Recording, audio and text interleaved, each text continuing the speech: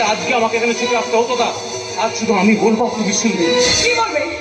সুপ্রিয়া, সুপ্রিয়া, সেদিন তুমি যাকে আমার ঘরে দেখে এসছো সে আমার বউ নয়। তাহলে কে সে? সে অনেক ইতিহাস।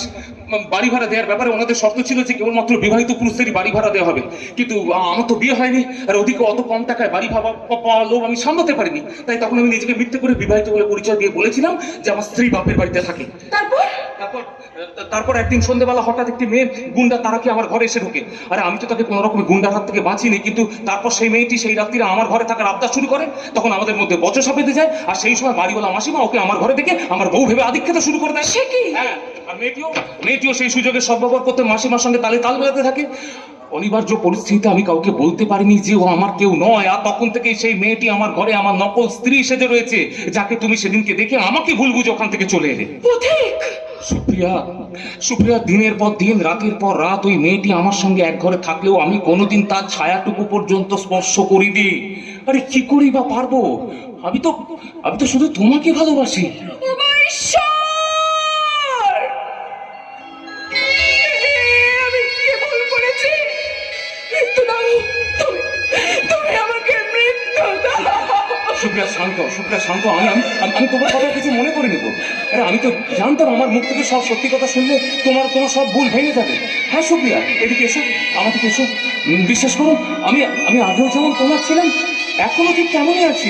তুমি তুমি বলো না, তুমি হচ্ছে আগের মতোই আছো তো? না পথিক! আমি তোমার ওপর অভিমান করে অন্য একজনকে রেজিস্ট্রি ম্যারেজ করেছি। কি বললে তুমি? তুমি তুমি আমার উপর অভিমান করে অন্য একজনকে রেজিস্ট্রি? আমি কি শুনলাম? এ কথা শোনার আগে আমার আমার মরণ হলো না কেন? না পথিক না। তোমার বাড়িটা এমন টুমুর করছে কেন? বিশ্বাসের আকাশটা বুঝি খান খান হয়ে ভেঙে পড়ছে, আর আমার সাধের ভালোবাসা আলেয়া হয়ে বহু দূরে বিলিয়ে যাচ্ছে। হতভাগ্য পথিক চৌধুরী, এতদিন তুমি অর্থের অভাবে অভাবে ছিলে, আর আজ ভালোবাসার অভাবে হয়ে গেলে ভালোবাসার ভিখিরি। পথিক!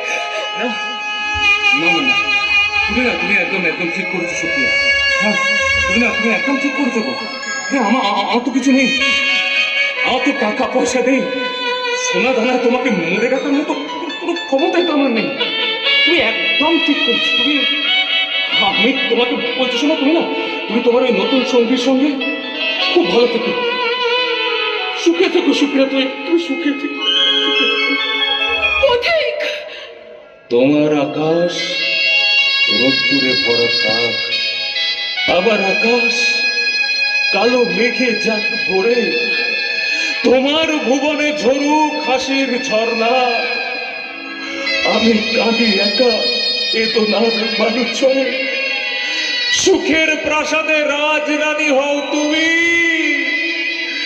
প্রার্থনা যে প্রার্থনা জানায়, যাবার বেলায় শুধুই গেলাম বলে,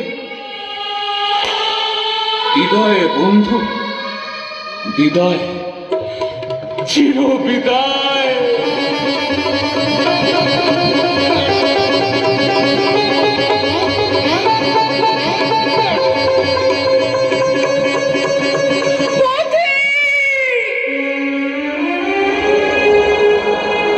জীবন আমার যেন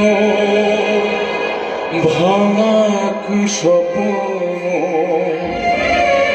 জীবন আমার যেন ভাঙাক স্বপ্ন, ঝড় লেগে ঝরে যাওয়া ফুল, ভালোবাসা করে কাছেরই স্বর্গ, সে তো এক সুন্দর ফুল। ও শেষ নেই চলার, নেই তো ঠিকানা, পথ শুধু পড়ে আছে পায়। নেই দুঃখে কেউ সাথী হায়, নেই দুঃখে কেউ সাথী হায়।